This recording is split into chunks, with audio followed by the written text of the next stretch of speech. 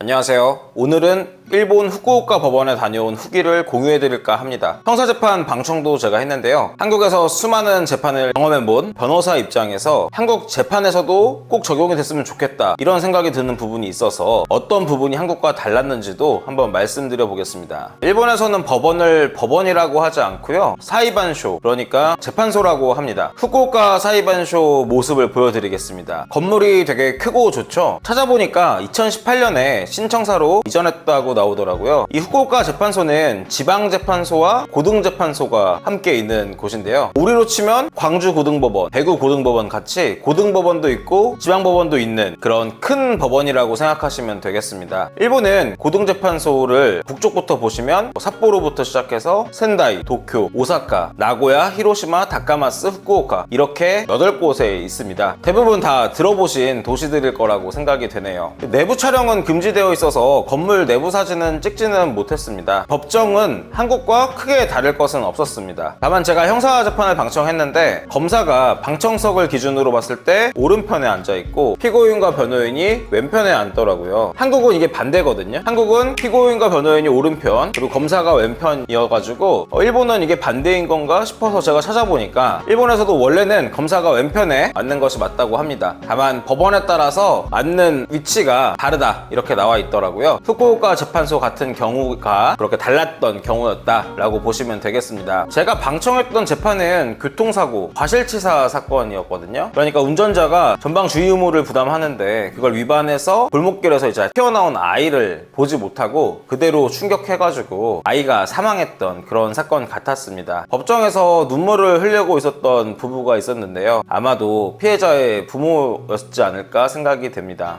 제가 봤던 재판에서는 피고인 신문을 하고 있었는데요. 검사가 정말 꼼꼼하게 물어보더라고요. 우리나라도 피고인이 무죄를 주장하는 경우에는 검사가 피고인 신문을 공을 들여서 하는 경우가 있지만 보통 양형과 관련해서는 질문을 거의 하는 일이 없거든요. 그런데 일본에서는 피고인의 마음가짐을 묻는다거나 피해자에게 어떤 방식으로 사과했느냐 이런 것들을 검사가 판사 앞에서 묻는 내용이 나왔는데 정말 꼼꼼하게 체크하고 있구나 이런 생각이 들었습니다. 자, 그럼 한번 한국 변호사 입장에서 바라본 일본 재판 어떤 부분이 인상 깊었는지 말씀드려 보겠습니다. 가장 중요하게 보였던 부분은 재판 시간이 넉넉하게 잡혀있는 부분이었습니다. 제가 본 재판이 3시 30분 재판이었는데 법정 출입문을 잠가두고 있다가 3시 30분부터 4시 30분까지 딱 그 사건만 진행을 하더라고요. 한국 같은 경우에는 뭐 3시 사건, 3시 10분 사건, 3시 20분 사건 이렇게 재판이 연달아 잡혀있거든요. 그러다 보니까 피고인, 변호인, 방청객들이 서로 겹치는 문제가 생겨서 약간 시장판에 나와 있는 그런 느낌이 드는데 일본 같은 경우에 그 재판만을 위해서 법정 시간을 잡아둔 것이 굉장히 좋게 보였습니다. 단순히 한적한 느낌이 들어서 좋았다 이런 것은 아니고요. 공정한 재판을 받을 권리, 그러니까 조금 더 제대로 된 재판을 받기 위해서 꼭 필요한 부분이라 그렇습니다. 한국 같은 경우에는 한 재판이 있고 곧바로 다음 재판이 있고 이렇게 하다 보니까 판사가 일단 시간에 쫓기게 됩니다. 그 중에 한 재판이라도 길어지게 되면 그 다음 사람들이 계속 기다리게 되잖아요. 그러다 보니까 재판 진행을 서두를 수밖에 없게 됩니다. 변호인이나 피고인 입장에서도 할 얘기를 충분히 하고 싶은데 판사도 급한 눈빛으로 말이 언제 끝나나 하고 쳐다보고 있고 실제로 말이 길어지면 네네 알겠습니다 이렇게 말을 끊을 때도 있고요. 다음 사건 재판을 위해서 기다리는 다른 피고인이라든지 변호인이라든지 기다리고 있는 모습을 보다 보니까 눈치를 안 볼 수가 없는 것이죠. 검사 쪽은 특히 차이가 심한데요. 이런 말 하기 죄송하지만 한국 공판에서는 검사는 이 재판 절차를 제대로 안 하는 경향이 있습니다. 물론 수사 열심히 하고 기소하고 증인신문이나 이렇게 꼭 필요한 부분들은 당연히 열심히 하시죠. 그런데 공소사실의 요지를 낭독한다거나 구형을 한다거나 이런 재판 절차를 진행하는 데 있어서 굉장히 소극적으로 한다는 것입니다. 판사가 공소사실 요지 진술하세요 라고 하면 알아들을 수도 없는 작은 목소리로 엄청 빠르게 얘기하고 넘어가는 경우가 많은데요. 검사들이 성의가 없어서 그렇다기보다는 매번 시간에 쫓기는 재판을 하다 보니까 어차피 공소장에서 다 확인 가능한 부분들을 천천히 또렷하게 읽지 않고 빠르게 서둘러서 읽고 넘어가는 식으로 얘기를 한다는 것이죠. 그런데 일본 형사재판은 이 부분에서 굉장히 좋은 의미의 충격을 받았는데요. 앞서서 검사가 피고인 신문을 굉장히 꼼꼼하게 하고 피해자한테 뭐 어떤 방식으로 사죄했느냐 이런 것까지 하나하나 체크했다고 말씀드렸잖아요. 그 뒤에 검사가 구형을 하는 과정에서도 일본 검사는 마치 변호사인 것처럼 자세하게 얘기를 하더라고요. 교통사고 사건에서 피고인이 어떤 주의무를 위반했는지, 그 당시 상황이 어땠고 도로가 어떤 도로였는지, 피고인을 엄벌에 처해야 하는 이유가 무엇인지, 피해자 측 유가족이 어떤 고통을 받고 있는지 이런 내용들을 무려 5분 이상 동안 자세히 판사에게 설명하고 그 뒤에 가서야 구형을 하였습니다. 한국 같은 경우에는 대부분의 일반인 사건 재판에서 피고인에게 징역 몇 년을 선고해 주시기 바랍니다 이렇게 한 줄 얘기하고 끝이거든요. 심지어 이 구형조차 판사가 구형하세요 하면은 서면으로 가름하겠습니다 라고 해서 피고인이 검사가 자신한테 몇 년을 구형했는지조차도 확인할 수 없는 그런 경우조차 있습니다. 결국 항상 시간에 쫓기는 재판 관행이 있다 보니까 재판에서 마땅히 해야 할 절차들을 간이료, 생략하는 방식으로 진행하게끔 재판이 점점 진행되고 있는 것이죠. 물론 뭐 판사나 검사가 이 영상을 보게 되면 시간에 쫓기더라도 나는 중요한 부분을 놓치지 않고 체크하고 있기 때문에 별 문제가 없다 이렇게 말하실 수도 있습니다. 그런데 시간에 쫓기는 한국의 형사재판은 제가 봤을 때는 확실히 개선되어야 한다고 생각이 됩니다. 형사재판이라는 것이 결국 이 사람이 죄를 지었냐 안 지었냐 판단하는 것도 물론 중요합니다만 그 범죄자가 자신의 죄에 대해서 반성하고 다시는 범죄를 저지르지 않게 하도록 하는 기능도 담당하지 않습니까? 그러려면 우선 형사재판이 권위있게 진행이 되어야 하는데 시간이 쫓겨서 할 말도 생략하고 검사가 법정에서 공소사실 요지 한 줄 얘기하고 구형 한 줄 진행하고 이렇게 진행해서는 그런 권위가 있을 수가 없겠죠. 그리고 판사도 피고인에게 형식적으로 마지막으로 하고 싶은 말 있나요? 물어보고는 피고인이 얘기하는 것은 전혀 듣지도 않고 다음 사건 준비하고 재판 기록 훑어보고 있고 이런 상황이 대부분인데요. 이런 재판에 권위가 부여될 수가 있을까요? 사실 범죄자를 재판하고 처벌하는 일은 판사 개인의 일이 아니고 우리 사회에서 할 수 있는 일을 판사에게 맡긴 것이잖아요. 그럼 판사도 아무리 자신이 소송지휘권을 갖고 있어서 재판 과정을 조정할 수 있다고 하더라도 이걸 온전히 자신만의 권한이라고 생각할 수는 없는 것입니다. 한 사회에서 한 개인을 처벌하는 과정을 거치는데 시간에 쫓긴다는 이유로 절차를 생략하고 넘어가는 것은 분명히 문제가 있는 것이죠. 이런 문제가 발생하는 이유는 기본적으로는 사건 수 대비 판사 숫자가 지나치게 부족하기 때문인 것으로 보입니다. 중앙일보 기사를 보면요, 2019년 기준으로 보았을 때 법관 1인당 민형사 본안 사건의 수가 독일의 5.17배, 일본의 3.05배, 프랑스의